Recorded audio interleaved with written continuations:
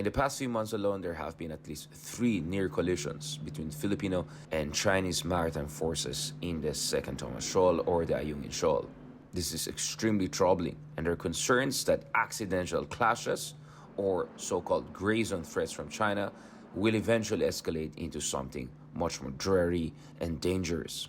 A lot of what's happening right now in the West Philippines dispute seems to be surprising in retrospect.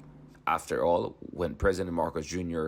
won his office, he initially signaled a continuity in terms of the pro Beijing or China friendly policies of his predecessor, Rodrigo Duterte. Just months into office, President Marcos Jr.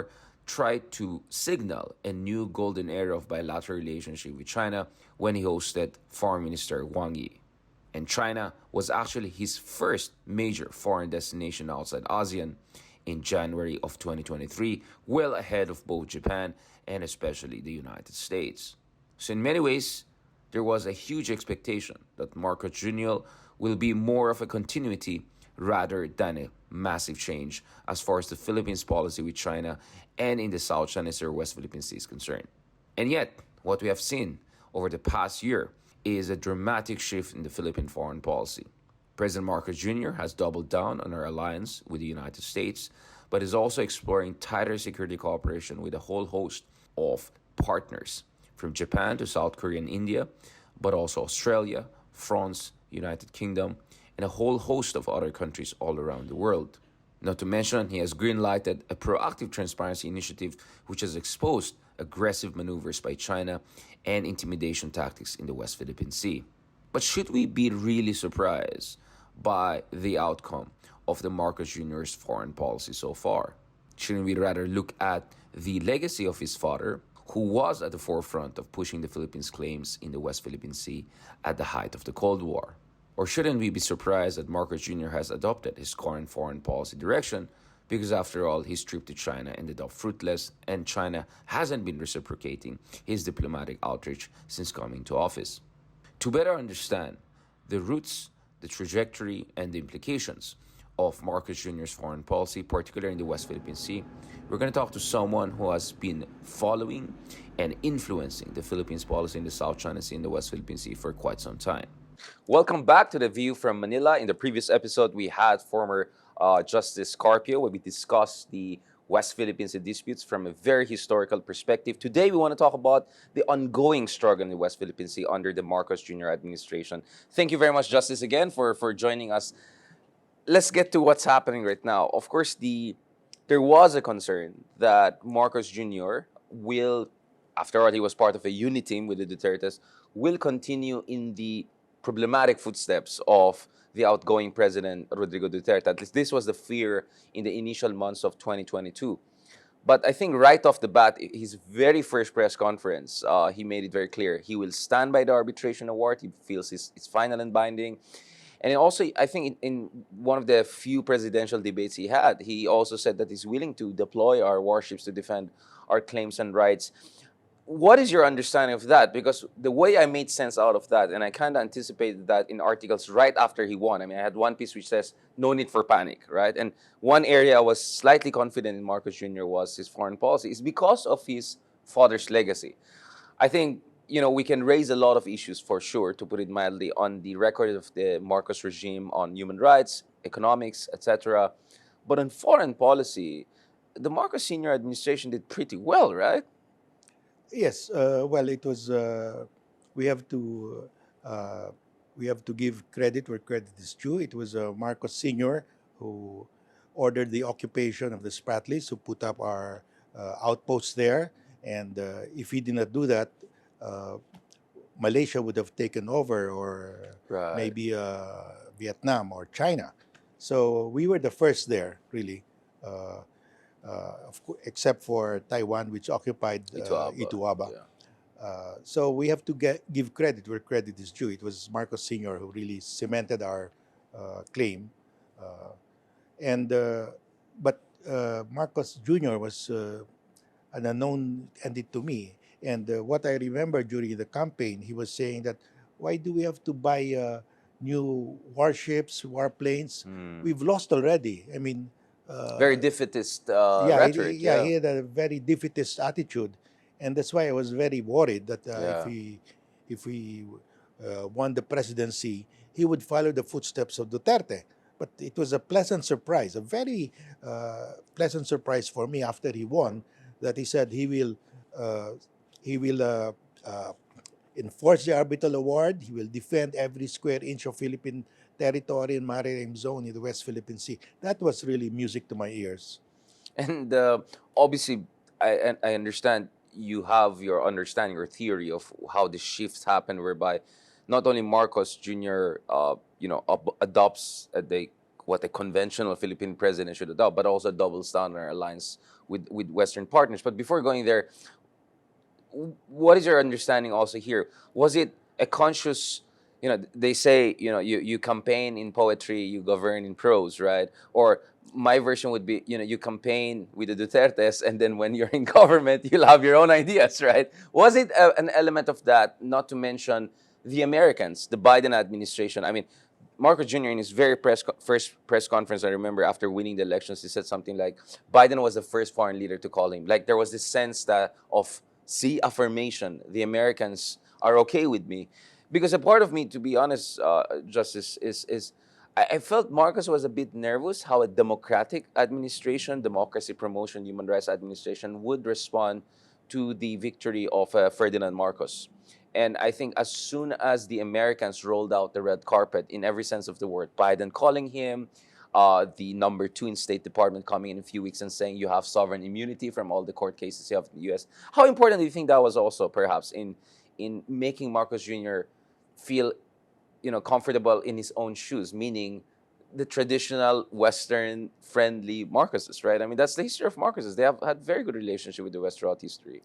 Yes, well, uh, I think the turning point was when President Marcos Jr. went to Beijing in January of Mm, 2023. yes. His first state visit to Beijing, and I asked around what will Bongbong, President Bongbong Marcos uh, tell President Xi Yeah. uh, about the reed bank, because we all know that Malampay is running out of gas, and Luzon depends on Malampaya for 40% of its energy requirement. Right. Without Malampaya, we'll have 12 to 14 hours of daily brownout in Luzon. That will devastate the economy. Uh, he will become very unpopular if he cannot solve that power crisis. So uh, I think one of the reasons why he went there to Beijing was to tell President Xi that I have to get the gas in Reed Bank. That's why I asked the people around him, what is his plan? Well, the plan is to tell President Xi that I have to get the gas because Right. our economy depends on it. I will become very unpopular if I cannot get the gas. And and I said, what will he do if President Xi says no? Mm. We'll go to the Americans. And so when he went to after he went to Beijing, and when he returned back, the first thing he did was, we will have joint patrols with the Americans. And I said, exactly what happened. The Prenzis said, no, Yeah, you didn't cannot get offer the him gas. anything. Yeah, it was a So fruitless. I think that Yeah. was really the point of no return for him, because without without the gas, our economy will suffer. It will be a terrible blow. We'll have 12 to 14 hours of brownout. Factories will close. Offices will have to go on It will torpedo yeah, the Philippines' economic yeah, the trajectory. Yeah. schools will close. Yeah. It will be terrible for us. And if we have to import LNG, it will be very expensive Expensive. because Yeah. LNG is expensive now, because Europe is also buying LNG. They're not Because buying of natural gas, Russia yeah, pipeline from issue. Russia. Yeah. So when he came back, he said, we will have joint patrols with the Americans. That was the key. And that's where we are now. We're having joint patrols with the Americans now in off the coast of Luzon, and eventually we'll go now. We'll have a joint patrol in Reed Bank. Why? Because Malaysia and Indonesia did it. Malaysia needed to develop new gas wells, oil wells, because they're dependent on oil and gas for their economic development, uh, and their reserves were depleted already. So They said they will open new gas fields, and China said no, that's within the 910 dash line. But they still proceeded. Malaysia sent its survey and drill ship accompanied by its navy. At the same time, the US and Australian warships conducted naval Right. drills in the same area. The Chinese Coast Guard couldn't do anything. So Malaysia succeeded. Yeah. They held the line. I mean, we're talking about from late 2019, I think around December Yeah, 2019 onwards, for yeah, the next 6 months to 1 year, the Malaysians really stood by it. yeah. Yeah. They succeeded. So now they don't want to aggravate the situation. So Anwar is saying we don't have a problem with China Because they got because what they they wanted got what already. what Exactly. they wanted. Yeah. Indonesia sent its said that we will survey and drill in the Natunas within our EEZ, What they call North Natuna North Sea. Natuna, Yeah. and China said that's within the 910 dash line. You cannot do that. There will be we will stop you. Indonesia sent its survey and drill ship accompanied by its navy. At the same time, the U.S. aircraft carrier Ronald Reagan happened to pass by. The Chinese Coast Guard couldn't do anything. So the template for successfully getting the gas is there. Follow the Malaysian and Indonesian example. So when President Bongbong Marcos, when he came back, he said, we will have joint patrols. I knew that that was a template already. He will follow the template. So right now, we have joint patrols with the U.S. of the coast of Palawan, and it's going to the Reed Bank, and I hope that soon, uh, and I think Forum Energy is preparing also to send its survey and drill ship. Yeah, I hope it will happen soon because it takes 4 years That's my point. to develop the Reed Bank, and we're running out of gas. Right now, Malampaya used to supply 3 of our largest gas-fired plants. Today, it's supplying only 2 because the pressure has gone down. Yeah. By the end of the year, I Baka one expect na it lang, to yeah. 1 only. So we really have to move fast. We're delayed already because we should have done this during the Duterte. administration because you need 4 years to develop. Yeah, the And gestation period. you have to connect from Reed Bank, you have to make a new gas pipeline to connect it to the Malampay gas pipeline, which connects to Batangas. So you need 100 kilometer of new gas pipeline. So we will really suffer higher energy cost between now and the time we develop They come Reed on stream, Yeah, these new we projects. so, Justice Carver, I completely agree with you that the fruitlessness of the visit to China was a decisive factor, and you can already see it weeks later when he's in the World Economic Forum. He says one of the things that keeps him awake at night is the South China Sea, which is the complete opposite of what he was talking about during election barely a year earlier. The reason I also asked about the American part, because my understanding is a huge part of our strategic calculus is also shaped by our expectations from the Americans and what they're really willing to offer. I remember we had a discussion in Harvard a few years back when Joseph Nye was one of the speakers, and I remember Joseph Nye was in the Pentagon, if I'm not mistaken, during the Clinton administration, and he made it very clear. Essentially, we have no dog in this fight. We're not going to support the Philippines when it comes to the mischief issue. And some would argue, I heard some people even in the US arguing that the Obama administration was not as much there for us as we expected them to be on the Scarborough Shoal issue. And this is precisely what Duterte weaponized, right? I always had questions with this anti-colonial stance, because if you're anti-colonial, you're going to be against all forms of imperialism, not only white European. But this was the problem, right? Time and again, we felt the Americans were not with us. And in fact, going back to even the Marcos regime, remember when the Paracels War happened, Philippines was worried. And Carlos P. Romuald, in fact, asked his American counterparts, are you going to be with us if ever they come down? Eventually, the Chinese did not do that. But what I'm saying is that for almost half a century, there was always this shadow of doubt over how reliable Americans were going to be. But things changed obviously in 2018, 2019 onwards, especially with the Trump administration, where you had Pompeo here in Manila saying they will stand by us on the South China Sea, and this was later on affirmed by Blinken. So, so how encouraging do you think the direction of the Philippine-U.S. alliance would be? And do you even agree with my characterization? Because for me, I think there was a kind of a reliability gap when it comes to our alliance with the Americans. Yes, even during the time of President Marcos Sr., uh, our foreign ministers have been trying to coax from the Americans a statement that the Mutual Defense Treaty applied to the South China Sea, Right. and it took some time, but they Right. did say that. Uh, I think Secretary Vance. Cyrus Vance Vance. Yeah. said that the MDT applied to the South China Sea, uh, which is really a marginal sea of the Pacific Ocean. So, and then you have you have Thomas Hubbard and succeeding American secretaries reaffirming it. But during the time of President Obama, it was unfortunate because the 2012 incident happened just before the presidential election in the US, and Mm. they didn't want to rock the boat. So they were very they wobbled. The American support during that time when China seized Scarborough Shoal, the American support, I can say it, wobbled. It really wobbled. I mean, it created doubt on even in my mind. But uh, when during the G uh, G22 G21 meeting in China, that was I think in the last year of Obama, the U.S. satellites monitored Chinese dredgers steaming towards Scarborough Shoal to start their island building in Mm. Yeah, I Scarborough Shoal. remember that. Yeah. Yeah. And President Obama called up President, that's a red line.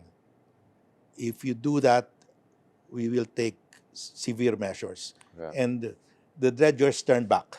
So, because he was not running for, there was no more election at that time. Right. So, I think we have to look at it from that point of view.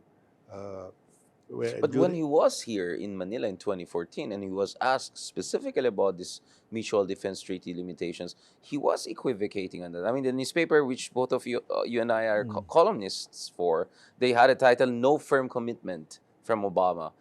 This was in respect to two questions that were asked of him. This is just hours after the EDCA was signed, right?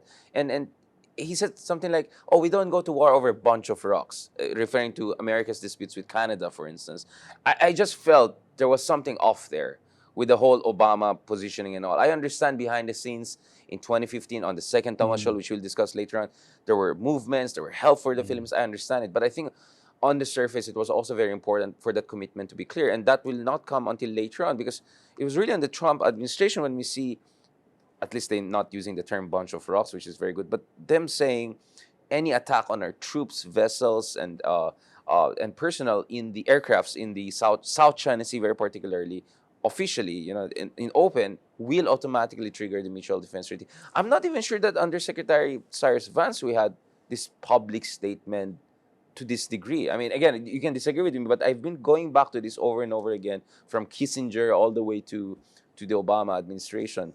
well, you must understand that the Mutual Defense Treaty was signed in 1951, and it was supposed to defend Philippine territory as they thought it was in 1951, and the Americans excluded the Spratlys. Although They we pushed for it a lot, right, from Commonwealth period and all. Yes, Yeah. but the Americans at that time did not include the Spratlys. So the treaty is a treaty of defending existing territory at the time of the treaty.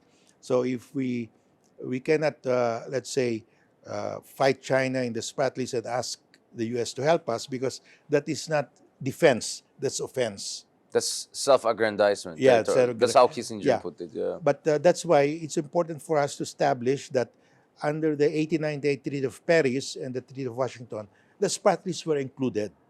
And that's what I'm lecturing now. That Exactly. Yeah. the Spratlys were part of Philippine territory that was ceded by Spain to the U.S. And the U.S. cannot just abandon it, because that formed part of our territory, and the colonizer uh, in the Mauritius case, uh, Great Britain detached Diego,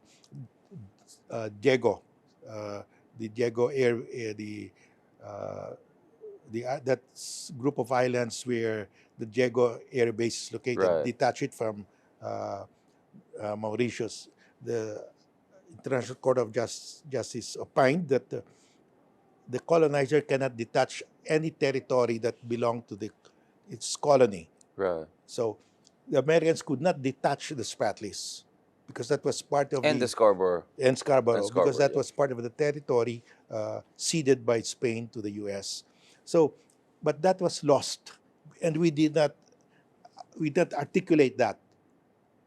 But we should be articulating it now that Philippine territory ceded to the U.S. by Spain in two treaties included the Exactly. Spratlys. So And that, Scarborough, yeah. yeah. So there was that vagueness that in the mind of the Americans, that's not part of Philippine territory. Yeah. So they said no, we will not. But when if it is a Philippine vessel that's attacked in the Spratlys, they said it is covered strictly within uh, the Mutual Defense Treaty, an armed attack on a Philippine vessel. So right now, because of that incident and a lot uh, of our military people, our intellectuals started to question uh, the sincerity of the U.S. after the Obama statement, after Obama wobbled, uh, Yeah. and now that's why now they're trying to regain our trust by repeatedly saying Yes. that the MDT covers the South China Sea, applies to the South. They keep on repeating that every time they come here. They repeat that. Right. So, and they need to repeat And that. that's important, right? That's That's a good important thing, yeah. because if they don't honor the treaty, what will happen to Japan and South Korea? They will say, we cannot rely on the US. So Right. we have to, it's an existential threat to us. The China will be, the Chinese threat is an existential threat. So they would have to develop nuclear bombs. I mean, the only way they can defend themselves is to have their own nuclear weapons. Deterrence, yeah. And the Americans don't like that also. So they have to be very careful that they don't lose credibility to their allies. I want to ask you something about it because one of the things you hear is this narrative that the reason why the Americans are more forthcoming is because of Duterte, right? That the Duterte shock, also took them out of their stupor and complacency.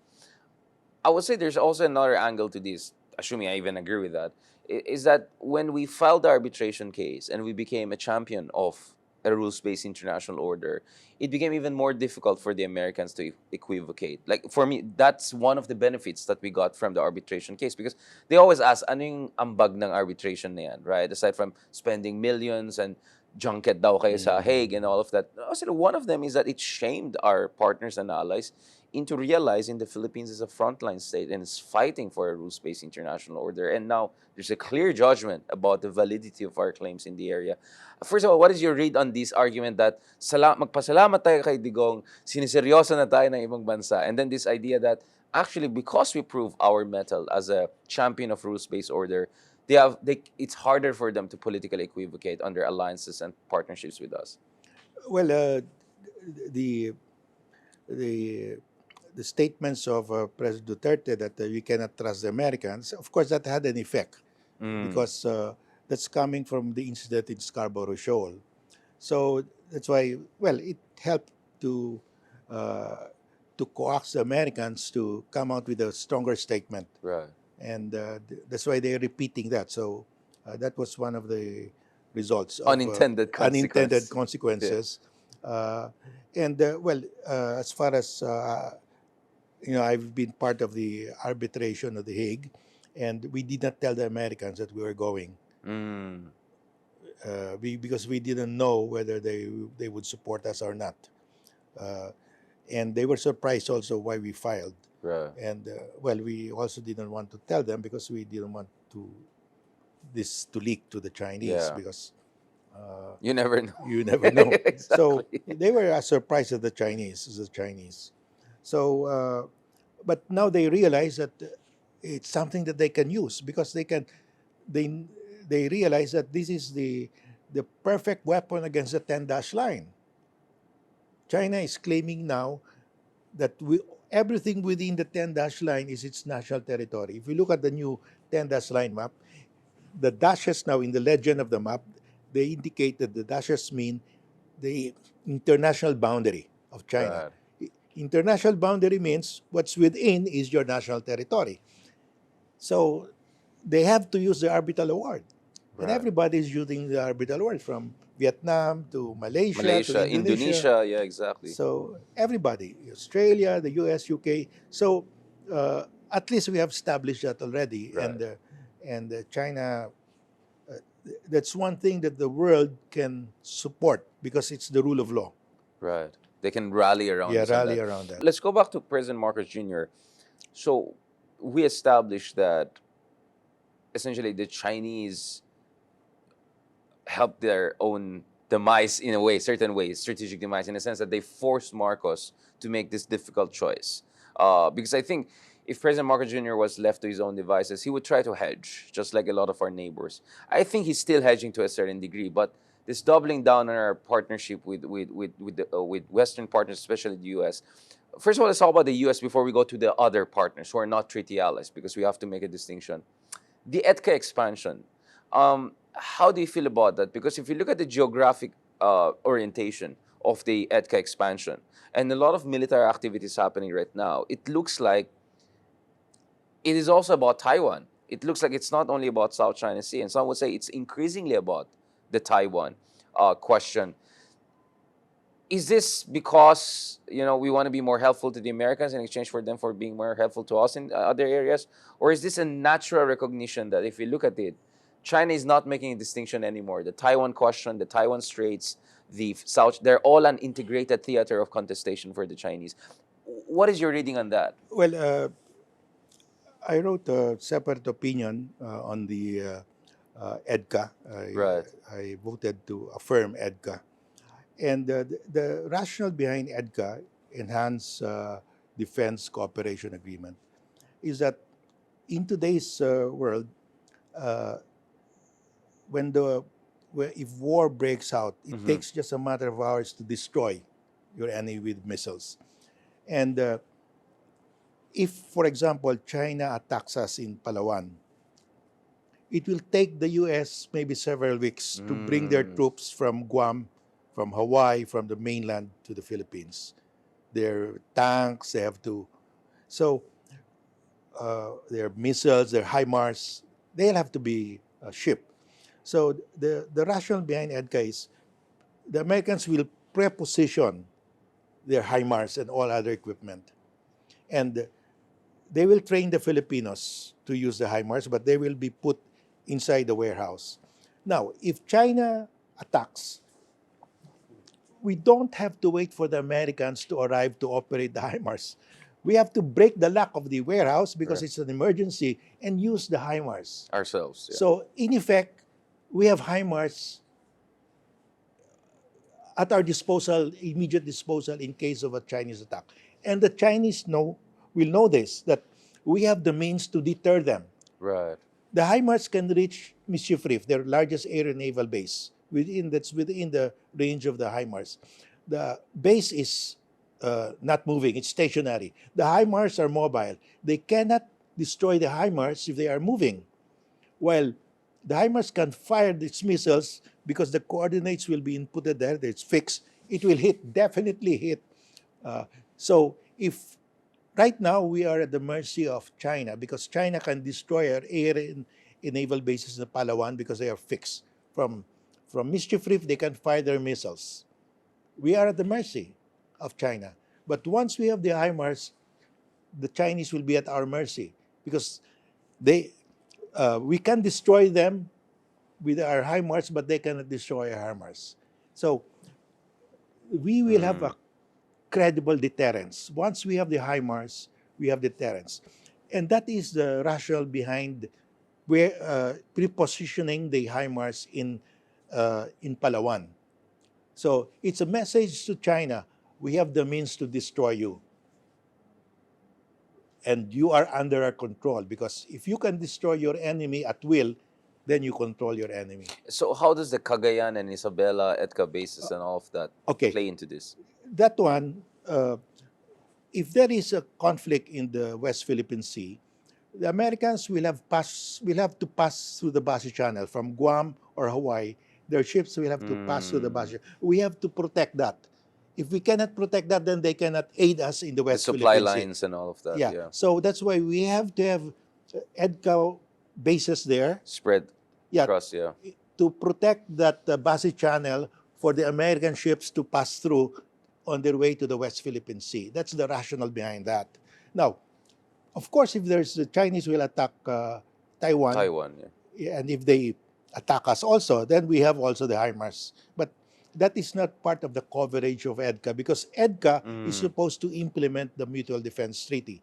And the Mutual Defense Treaty is only if the Philippines attack or the US is attacked, not if Taiwan. Taiwan is attacked, yeah. So we have to be very clear. EDCA is to implement the Mutual Defense Treaty because it's very clear. To implement MDT, EDCA was created by executive order. Only it's not a law.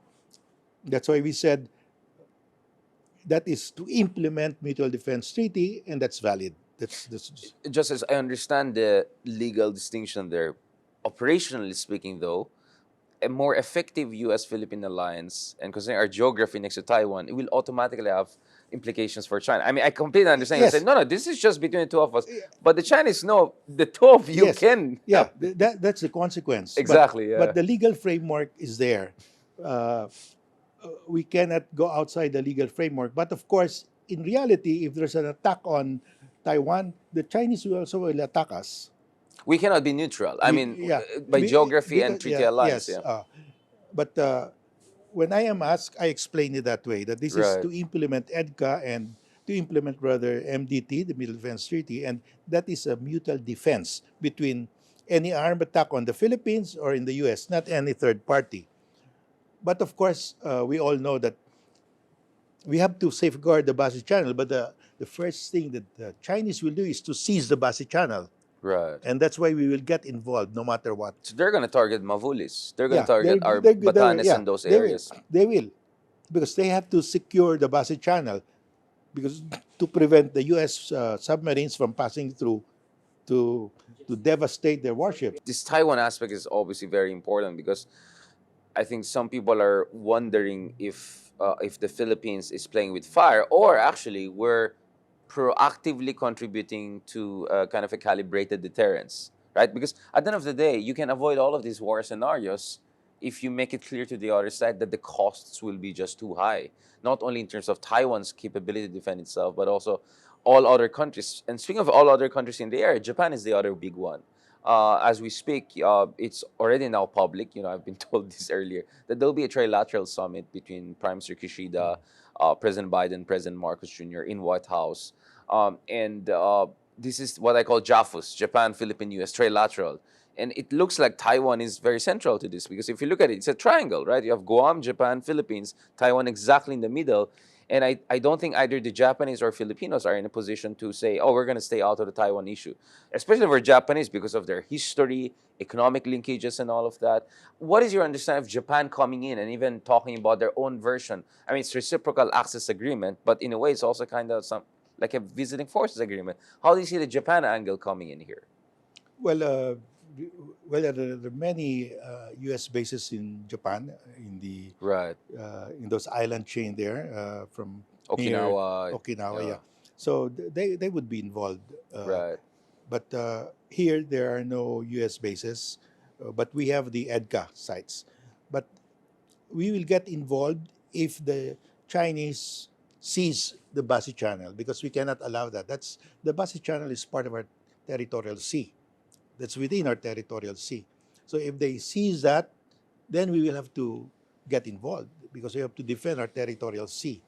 So that's how we will get involved. Or if they attack the Philippine bases that house these U.S. HIMARS and so on, we'll have to get involved. But I have my doubt whether China will do it. Will invade Taiwan. As long as we keep the costs high. Yes, because China has this three warfare strategy to win your battles without firing a single shot by intimidation. Right. We have all of this huge. We have the largest naval fleet in the world, the largest coast guard in the world. We have thousands of fighter jets. Just surrender. Just Right. accommodate us. Just uh, be part. Accept autonomy under China. I mean, that is their goal because if they start a war, it's difficult. They have to cross the Taiwan Strait, and that's about 100 nautical Yeah, it's gonna miles. be an They huge can be ambushed, amphibious and operation. Yeah. the Taiwanese are manufacturing locally anti-ship missiles, Right. precisely just to sink all of those transport uh, troop transport ships. So it's difficult for Right. China really to I think that cross. what they want is like they want Taiwan to fall in their lap like a ripe fruit, right? Yes. That's the whole idea, right? You position yourself in like a game of Go. You surrender Yeah. them and surrender until they give up. And the thing is, bad news for China. The Taiwanese people keep on voting for the other side, right? They keep on intimidating it, but for some reason, the Democratic Progressive Party is still holding it together. Obviously, we never know with democracies around the region, but that's the direction of the Taiwan. So speaking of the Taiwan aspect, of course, Japan is getting more involved. What do you think about the Philippines Japan bilateral security cooperation before we talk about the other key partners here? Well, I think it's a ripe time for us to have visiting forces with Japan, like we have with Australia Australia, and yeah. the U.S., so that we can coordinate with them in interoperability, because uh, Japan, next to the U.S., is the strongest naval power that's facing China right now, Right. and of course, it's a like-minded country. We don't have a formal defense treaty, but a visiting forces agreement would bring us closer to Japan. And Japan has been very generous in giving us equipment, and they have changed their policy now. They can export arms now Right. to friendly countries. And they have this overseas security assistant also that they launched last year. My understanding is that Japan also has been very helpful in terms of developing our overall maritime domain awareness capacity. If you look at the Philippine Coast Guard, and in our previous episodes, we had conversation with folks from the Philippine Coast Guard. I mean, it went from almost zero to hero, right, over the past 10 years, right? A very limited capacity back in the day. I mean, one reason why some would say Gregorio del Pilar got involved in the Scarborough is because the Philippine Coast Guard didn't have the multi-role vessels and all of that. But now the Philippine Coast Guard is considered by some as the leading, if not among the leading, in Southeast Asian region in terms of capacity, in terms and their proactive transparency initiative is gaining ground uh, in the media sphere and getting a lot of attention. So Japan can be a very big factor. But what about the other partners, new strategic partners that are emerging? For instance, in Europe, I mean, I just came from Berlin recently, and we had good conversation with folks there, including with uh, Chancellor Olaf Scholz. It looks like there's sympathy for our cause. It looks like they appreciate what we're bringing to the table. They appreciate the direction of the Philippine foreign policy under President Marcos Jr. Do you think the Europeans really can offer us something significant? Because they do have some decent technology, especially the Germans and the Brits and the French. Yes, I think eventually we should be having a visiting forces agreement Also with them, yeah. with UK and France, and I think they're open to that. And France considers itself a Pacific power, Right, and UK, of course, is considered as a global power. right. So I think they want to have a visiting forces agreement with us, and we have a lot to learn from them also. And I think we should get them because the Europeans were really the motivating countries in establishing UNCLOS. The U.S. up to now is not ratified. Exactly, that's the Yeah. problem too, So, yeah. but the Europeans are really Embedded. embedded there. Yeah. They really value UNCLOS, and they want UNCLOS to survive, and they cannot allow China to destroy UNCLOS. So that's why they're out to help us there. And physically, ICC, ICJ, all of Yeah, a lot of these, but are in Europe, yeah, right? in So Europe. so you talk to Germans. I mean, the idea is they're invested in international institutions because literally these institutions are headquartered in Yeah, different cities UNCLOS in is Europe. in Hamburg. Yeah, Exactly, in Germany, and Hamburg is where the current a lot of people in the current leadership in Germany come from, including the current chancellor. Let's talk about ASEAN because I think this is where we'll have a lot of interesting discussion as we towards the end of this episode. What should we do with ASEAN? Because honestly, the gap between how we see things in Manila is just too much compared to the rest of ASEAN. I mean, every time you put a Filipino and then anyone else from ASEAN in a conference, the perspectives that will come out are very different, right? You correctly pointed out, if you look at the Indonesians, Malaysians, it kind of looks like they got what they wanted, and China is giving them good investment and trade relations. So they're not only quiet. I mean, in the case of Malaysia, for all his merits, Prime Minister Anwar was almost like lawyering for China in international fora, recent fora. I mean, he's saying a lot on the Gaza issue. He hasn't said anything much about what China is doing to their own Muslim minorities, the Uyghurs. But more importantly, and as far as our region is concerned, in the case of the Australia-ASEAN summit, he was warning about, oh, don't be xenophobic, Chinophobia, don't exaggerate it. And that's why, when you ask a lot of Filipino experts and even ordinary folks, I mean, I did my own online surveys, I talked to experts, they don't only see ASEAN as useless, they see it as an enabler of China. It's a very toxic kind of relationship it looks like we have with them. And then when I talk to our friends in other parts of the ASEAN region, they come and say, "Oh, you're Filipinos. You're too in the American camp, and you have all of these Western countries behind you. So what's your I'm not happy with where this conversation is going because I'm somewhere exactly in the middle. I think ASEAN has to step up its game, but the Philippines has its own reason for grievance. But we also still have to engage ASEAN because Justice, I'm not sure it's best for us when something happens to us in South China Sea, Australia, Germany, Japan, all of them come out with the statement, and then that's it.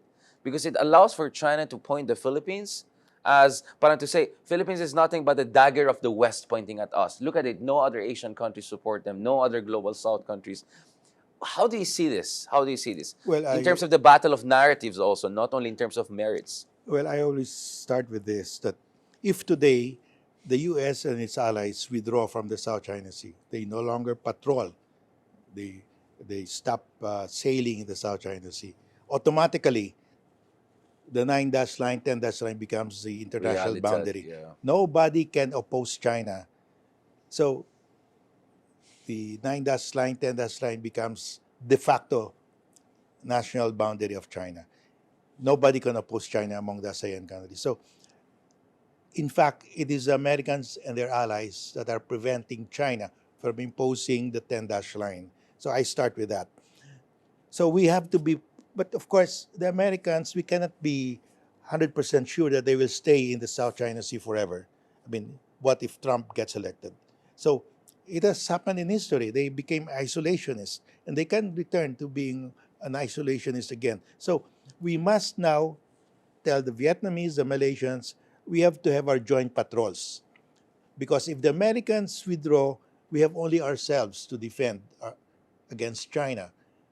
And we have to start now having joint patrols in the West Philippine Sea, in the Chinese EEZ, in the Vietnamese EEZ, Malaysian EEZ, just to make sure that if the Americans leave, we can still defend ourselves. Okay, that's one. Second, there are many things that we can do to solidify. Like the Vietnamese and the Malaysians invited us to submit to arbitration the extended continental shelf claim because we have overlapping extended continental shelf claim in beyond our EEZ in Palawan, the Palawan side. Right.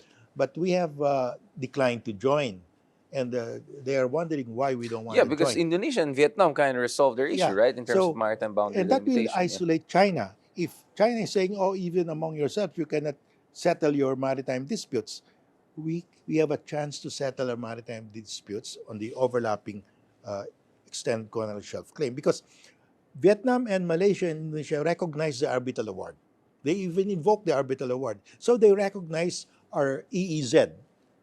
But of course, in the EEZ, there can be islands that do not belong to the coastal state, just like the Spratlys. That's a separate territorial issue. But they have nothing against the ruling that we have a full EEZ. Right. It's okay. So what is now in dispute is the overlap The beyond the overlaps, EEZ. yeah, yeah. So let's accept their invitation to submit the overlapping zones in the extended corner shelf submitted to arbitration. And then it's very easy because they will just get the median line. There's Right. nothing to discuss there Right. really. So we come to that agreement, we isolate China. There are many things that we can do That's what I'm saying. So why haven't we been doing this? I mean, Malaysia and Vietnam did because, it. Indonesia well, and Malaysia, Vietnam have been doing it. during the later part of Arroyo, uh, the Aquino Aquino administration, administration.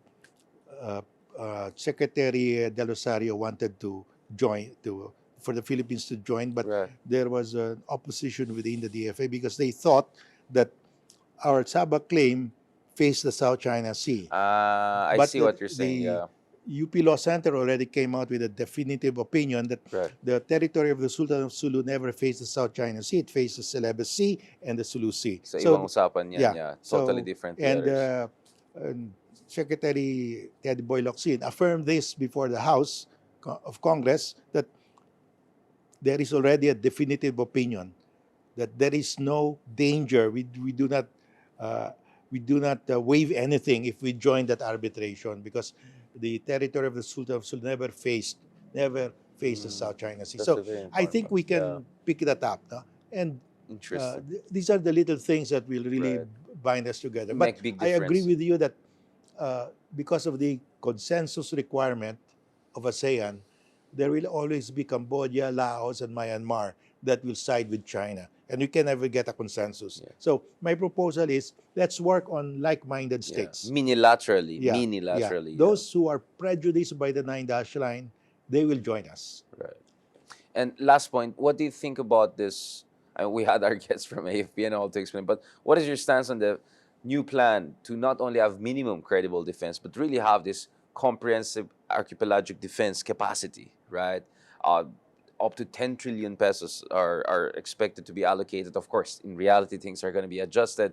But how do you feel about it? I mean, do you think it's time to look at the Philippines not as a small power, but as an emerging middle power that sometime down the road will have this kind of modern armed forces to project its capacity and capability in its own region?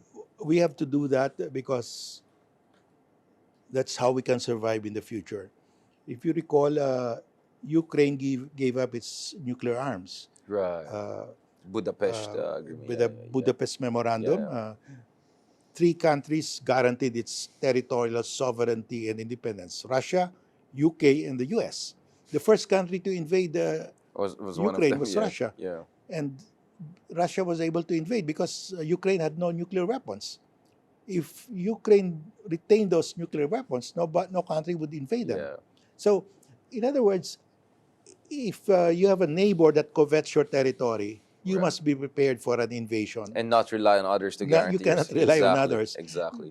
Uh, those who guaranteed its territorial integrity, UK, well, they're sending weapons, but they're not sending troops. Exactly. So we have to, and one day, I do not expect the Americans to be carrying this burden of defending us forever. I mean, they will have a president like Trump who will just strike a deal with China. President Xi, because President Xi offered, let's divide the world.